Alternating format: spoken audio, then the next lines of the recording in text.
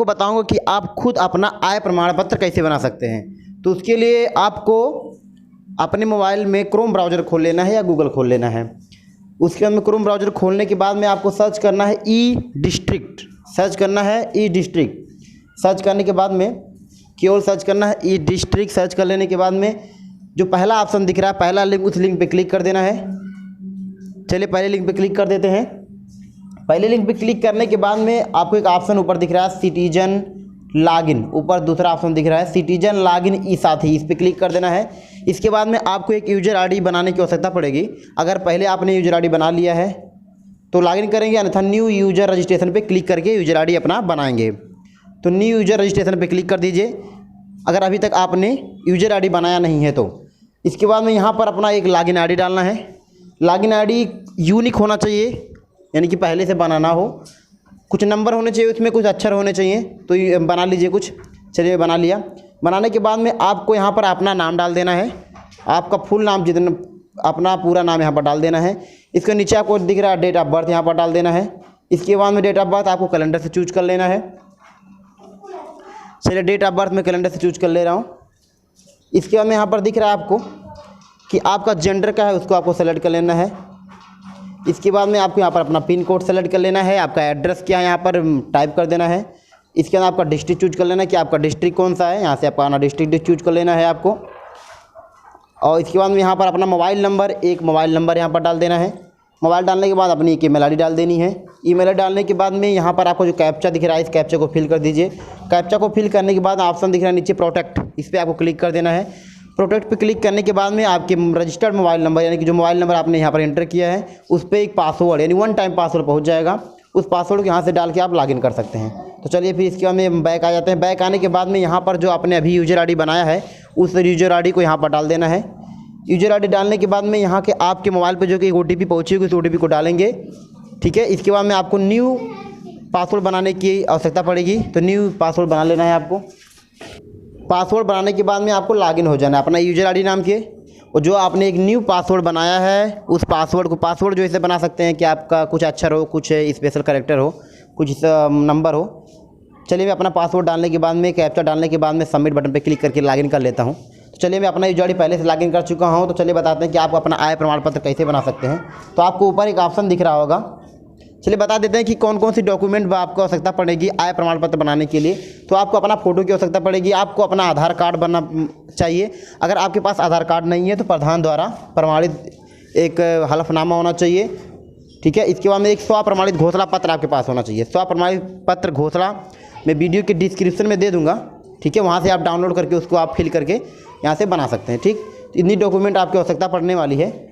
चलिए तो आगे प्रोसेस करते हैं। इसके बाद में आपको क्लिक करना, यहाँ पर आपके ऑप्शन दिख रहा है एक आवेदन भरे, इस पर आपको क्लिक कर देना है। आवेदन भरे पे क्लिक कर देना है। खुलने के बाद में एक ऐसा पोर्टल खुल जाएगा। इस पोर्टल में खुलने के बाद में ऑप्शन जो दिख रहा है चूज, इस पर क्लिक करना है आपको। ठीक है, इस चूज चयन करें या चूज करें, इस पर क्लिक करने के बाद में आपको जो प्रमाण पत्र बनाने की आवश्यकता है आपको उस पर क्लिक कर सकते हैं। तो मैं आपको बता रहा हूँ आय प्रमाण पत्र, तो मैं आय प्रमाण पत्र सेलेक्ट कर ले रहा हूँ यहाँ से। आय प्रमाण पत्र सेलेक्ट करने के बाद में देखिए एक बार नीचे आ जाएगा आपको। पहले मैं हिंदी सेलेक्ट कर ले रहा हूँ नीचे ऐसे गूगल से। फिर इसका मैं यहाँ आय प्रमाण पत्र आवेदन के लिए क्लिक करें तो उस पर क्लिक कर देना है। क्लिक करने के बाद में आपके सामने एक ऐसा फार्म खुल जाएगा।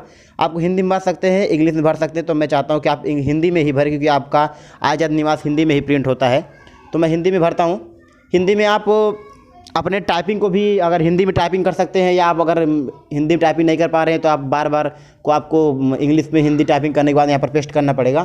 तो मैं डायरेक्ट अपने मोबाइल से ही टाइपिंग करके आपको दिखाता हूँ। तो सब कुछ आपको भर लेना है। सबसे पहले आपको ग्रामीण चूज करना है। ग्रामीण चूज करने के बाद में अपना नाम चूज कर लेना है। नाम चूज करने के बाद पिता का नाम, माता का नाम, आपका जनपद कौन सा है इसको चूज कर लेना है। मकान नंबर आपको चूज कर लेना है। आपका तहसील कौन सा है, तहसील आपको यहाँ से चूज कर लेना है। आपका ग्राम कौन सा है, यहाँ से आपको अपना ग्राम चूज कर लेना है। अपना एक मोबाइल नंबर यहाँ पर फिल कर देना है। यहाँ पर मैंने अपना मोबाइल नंबर फिल कर दिया। इसके बाद अगर आपका स्थायी पता ऊपर से मतलब सही है तो आप इस बॉक्स पे क्लिक कर देंगे। अगर आपका परमानेंट एड्रेस और करस्पॉन्डेंस एड्रेस सेम होगा तो इस पर क्लिक कर देंगे।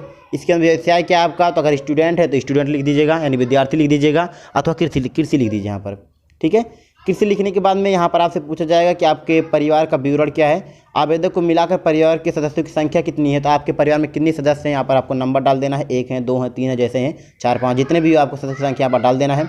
जितना नंबर आप डाल देंगे उतना कॉलम आपके सामने खुल के आ जाएगा और उस कॉलम को आपको फिल करना है कि कौन कौन से आपके सदस्य हैं। देखिए यहाँ पर 3 मैंने डाला तो 3 खुल के आ गया। तो यहाँ पर आपको अपना नाम डालना होगा, आपके पिता का नाम, माता का नाम, जितने सदस्य यहाँ पर डाल देना है। उन सबका व्यवसाय क्या, अगर कृषि है तो कृषि, अगर गृहिणी है तो गृहिणी, अगर विद्यार्थी हैं तो विद्यार्थी डाल सकते हैं। व्यवसाय है तो अगर उनका व्यवसाय से आय कितना है तो आपको 0 डाल सकते हैं, या अगर कोई आय है तो आय पे यहाँ डाल सकते हैं। ठीक है, इसके बाद यहाँ पर दिख रहा है कि आय निर्धारण हेतु आवेदन की श्रेणियाँ। इन पूरे श्रेणी में से आपको एक श्रेणी को चूज कर लेना है, कोई भी एक आपको भरना ही भरना पड़ेगा। तो यहाँ पर एक नीचे ऑप्शन दिया गया है कि कौन कौन से कुशल मजदूर हैं, कौन कौन से निजी व्यवसाय के हैं। देखिए यहाँ से आपको अच्छे से पढ़ लेना कि कौन कौन से हैं जो कुशल मजदूर के अंतर्गत आते हैं, कौन से निजी व्यवसाय के अंतर्गत आते हैं। तो मैं देखिए यहाँ पर लिखा है कुशल मजदूर के अंदर आते हैं लोहार, बढ़ई, राजगीर, शिल्पकार, फेरी वाले, खोमचे वाले। और निजी हैं डॉक्टर, वकील, आर्किटेक्ट हैं, चार्टर्ड अकाउंट हैं, मध्यम एवं बड़े व्यवसायी हैं, ये सब आते हैं। इसके अनुसार आपको अपना वहाँ पर आपका आय कितना है, इनकम कितना है, वहाँ पर आपको फिल कर देना है। ठीक है, तो मैं फिल करता हूँ कि अकुशल भूमिहार मजदूर, भूमिहीन मजदूर, खेतिहर मजदूर से आय यहाँ पर लिख देता हूँ। आप कितना भी फिल कर सकते हैं, आप कितना भी फिल करेंगे आपके लेखपाल ही उसको प्रमाणित करेंगे। मतलब कुछ भी प्रमाणित आप लिख सकते हैं यहाँ पर। तो मैं 10,000 डाल दे रहा हूँ यहाँ पर। आप कुछ भी डाल सकते हैं, लेकिन ऐसा नहीं कि आप जो डालेंगे वही होगा, आपके लेखपाल उसको करेक्शन भी कर सकते हैं। ठीक है, इसके बाद में यहाँ पर परिवार की कुल वार्षिक आय आपको यहाँ पर डाल देना है। तो मैं 24,000 डाल दे रहा हूँ। इसके बाद में इसके पूर्व प्रमाण पत्र जारी हुआ, अगर जारी हुआ तो हाँ करिए अथवा नहीं कर दीजिए। तो मैं नहीं कर दे रहा हूँ क्योंकि मैं पहली बार बना रहा हूँ इसको। इसके बाद यहाँ पर अगर आपने पेमेंट कर दिया तो हम करेंगे कि मैंने पेमेंट कर दिया है इसके लिए। इसके बाद यहाँ पर अपना आधार नंबर यहाँ पर डाल देना है। चलिए यहाँ पर अपना आधार नंबर यहाँ पर फिल कर दीजिए। ठीक है, इसके अंदर आपसे पूछा जा रहा है कि आप आय प्रमाण पत्र किस लिए बनाना चाहते हैं। तो आप अगर छात्रवृत्ति के लिए बनाना चाहते हैं तो छात्रवृत्ति लिखेंगे, अन्यथा अपना लिख देंगे कि आवश्यक कार्य लिख सकते हैं यहाँ पर, या जो भी आपका कार्य हो यहाँ पर लिख सकते हैं आप। ठीक है, इसके बाद में आपको अब फोटो को अपलोड करने की आवश्यकता पड़ेगी। तो यहाँ से देखिए चुने पे आपको क्लिक करेंगे। चुने पे क्लिक करने के बाद में पहली बार तो आपको फोटो अपलोड करना है अपना। तो यहाँ पर अपना फोटो सेलेक्ट कीजिए और यहाँ पर चूज फाइल पे क्लिक करके अपने मोबाइल से एक फ़ोटो अपलोड कर दीजिए। ठीक है, तो अपना फ़ोटो यहाँ से अपलोड करके मैं आपको दिखा देता हूँ। तो चूज फाइल पर आपको क्लिक करेंगे, अपने मोबाइल में जाएंगे, वहाँ से अपना एक फ़ोटो सेलेक्ट करेंगे। ठीक है, फ़ोटो जो होना चाहिए वो 50 KB से नीचे होना चाहिए, और भी डॉक्यूमेंट जो है सब 100 KB से नीचे होने चाहिए। फ़ोटो होगा आपका और आधार कार्ड, ये सब 100 KB से नीचे ही होना चाहिए। फ़ोटो तो आपका 50 KB से नीचे होना चाहिए। तो मैं फ़ोटो पे क्लिक करने के बाद में बगल ऑप्शन अपलोड, उस पर क्लिक करेंगे। देखिए यहाँ पर फ़ोटो आपका अपलोड हो चुका है। फिर इसके बाद में आपको एक और अदर यानी कि आप स्वप्रमाणित घोषणा पत्र आपको अपलोड करने की आवश्यकता पड़ेगी। फ़ोटो तो अपलोड हो चुका है, आपने नीचे देख लिया है। तो मैं अब सेलेक्ट करता हूँ, यहाँ से फ़ोटो पे क्लिक करेंगे और यहाँ पर करेंगे स्वप्रमाणित घोषणा पत्र पे क्लिक करेंगे, और स्वप्रमाणित घोषणा पत्र आपको फिल करके यहाँ से अपलोड कर देना है। ठीक है, तो मैं चूज फाइल पे क्लिक करके उसको अपलोड कर ले रहा हूँ।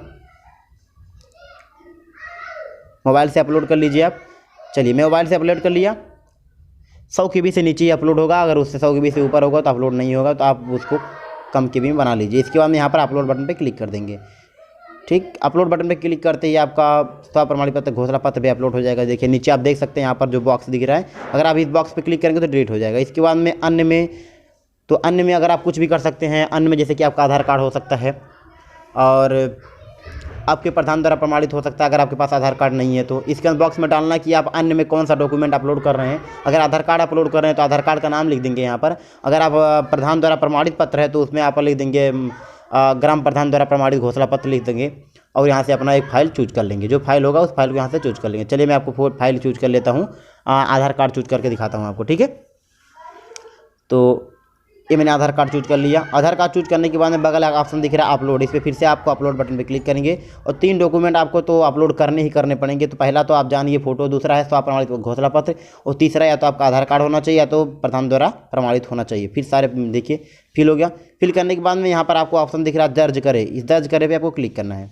देखिए नीचे ऑप्शन दिख रहा है, एक है ऑप्शन बंद करे, एक है दर्ज करे। तो इस दर्ज करे पे आपको क्लिक कर देंगे तो आपका सारा डेटा जो है वो सेव हो जाएगा। यानी आपका डाटा सेव होने के बाद में आपको आवश्यकता केवल पड़ेगी पेमेंट करने की। ठीक है, तो मैं दर्ज करने के बाद में क्लिक करने के बाद में देखिए कैसा आपका फार्म खुल जाएगा। तो यहाँ से आपको रजिस्ट्रेशन नंबर देखिए दिख रहा है, आवेदन संख्या, इस सभी आवेदन संख्या से ये आप ट्रैक कर सकते हैं कि आपका आय प्रमाण पत्र कितने दिन में बन सकता है। इसके बाद में इसको आपको प्रिंट कर लेना है। ये देखिए सब फोटो अपलोड है। इस फोटो पे क्लिक करके आप देख सकते हैं कि जो फोटो आपने अपलोड किया क्या सही अपलोड किया है, अन्यथा गलत किया है। इसके बाद यहाँ पर ऑप्शन दिख रहा है प्रिंट करें, प्रिंट क्लिक कर सकते हैं। इसके बाद में आपको 10 रुपये की पेमेंट करना पड़ेगा। तो नीचे ऑप्शन दिख रहा है सेवा शुल्क भुगतान, उस पर क्लिक करके आप पेमेंट कर सकते हैं। अन्यथा मैं आपको दूसरी तरह से बताता हूँ कि कैसे आप पेमेंट कर सकते हैं इसी में ही, क्योंकि ऐसा अगर आप नीचे वाले पे क्लिक करके करेंगे तो हो सकता है कभी कोई फेल हो जाता है, तो फेल होने के बाद पैसा भी कट जाते हैं। लेकिन ऐसी कोई बात नहीं है, पैसा अगर कट जाएगा तो आपका पेमेंट सक्सेसफुल हो जाएगा। तो चलिए, ये तो मैंने प्रिंट कर लिया। प्रिंट करने के बाद नीचे जो दिख रहा है ना स्वप्रमाणित घोषणा पत्र या सेवा शुल्क भुगतान के लिए यहाँ क्लिक करें। यहाँ से क्लिक करके आप पेमेंट कर सकते हैं,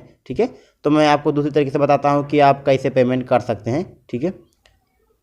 आप यहाँ से भी कर सकते हैं, ठीक। तो सबसे पहले अगर आप दूसरी तरीके से पेमेंट करना चाहते हैं जिससे कि आपका पेमेंट फेल ना हो, तो आपको जाना है, थोड़ा बैक आना है। बैक आने के बाद में आपको दिख रहा है आवेदन की सूची, इसमें आपको क्लिक करना है और आपने जो आवेदन किया है उस आवेदन नंबर आपको यहाँ से देखिए, यहाँ पर आवेदन किया है और लिखा है applied but payment not done. इससे आपको देखिए निवास प्रमाण पत्र में ये यहाँ पर बहुत सारे फार्म मैंने भर दिया है। इसके बाद में आपको कॉपी कर लेना है। तो मैं आय प्रमाण पत्र बनाया तो उसको मैंने यहाँ पर कॉपी कर लिया, इस रजिस्ट्रेशन नंबर को यानी एप्लीकेशन नंबर को कॉपी कर लीजिए। कॉपी करने के बाद में बैक आइए, यहाँ पर लिखा है सेवा शुल्क भुगतान, इस पर क्लिक कर दीजिए। सेवा शुल्क भुगतान पर क्लिक करने के बाद में यहाँ पर अपना एप्लीकेशन नंबर डालना है। तो मैं अपना एप्लीकेशन नंबर यहाँ पर पेस्ट कर दे रहा हूँ सबमिट बटन पर। इसके बाद में क्लिक कर दीजिए। सबमिट बटन पर क्लिक करने के बाद में यहाँ पर नीचे आपको दिख रहा है प्रोसीड विद पेमेंट, इस पर आपको क्लिक कर देना है। प्रोसीड विथ पेमेंट पे क्लिक कर देंगे। इसके बाद में आपको यहाँ 3 ऑप्शन दिख रहे हैं, डेबिट कार्ड प्लस एटीएम या इंटरनेट बैंकिंग से आप 10 रुपया कटा सकते हैं। तो मैं चूज करता हूँ डेबिट कार्ड। तो डेबिट कार्ड चूज करने के बाद में यहाँ पर अपना डेबिट कार्ड नंबर डालना है, month expiry date, CVV code, अपना नाम डालना है और मेक पेमेंट पे क्लिक करके पेमेंट कर देना है। तो मैं पेमेंट करके आपको डायरेक्ट दिखाता हूँ। देखिए मेरा पेमेंट फेल हो चुका है। तो फेल होने के बाद में आपको परेशान होने की आवश्यकता नहीं है, दोबारा बैक आना है और यहाँ पर फिर से आपको वही पेस्ट करना है। और देखिए जब पेस्ट आप सबमिट करेंगे तो ऐसा आपका ऑप्शन खुल जाएगा। इसके बाद आप क्लिक कर देना सिक्योर दिस पे आप क्लिक कर देंगे, आपका पेमेंट डन हो जाएगा। अगर आपका पैसा कट चुका है तो, अगर पैसा नहीं कटा है तो फेल हो जाएगा, अगर पैसा कट चुका है तो पेमेंट डन हो जाएगा। इसके बाद में देखिए पेमेंट 10 रुपये का हो चुका है। इसके बाद में 10 या 15 दिन के अंदर आपका ऐप प्रमाण पत्र बन जाएगा। और बनने के बाद में कैसे आपको डाउनलोड करना है मैंने एक वीडियो बनाया है, उसको डिस्क्रिप्शन में लिंक दे दिया, वहाँ से आप देख सकते हैं।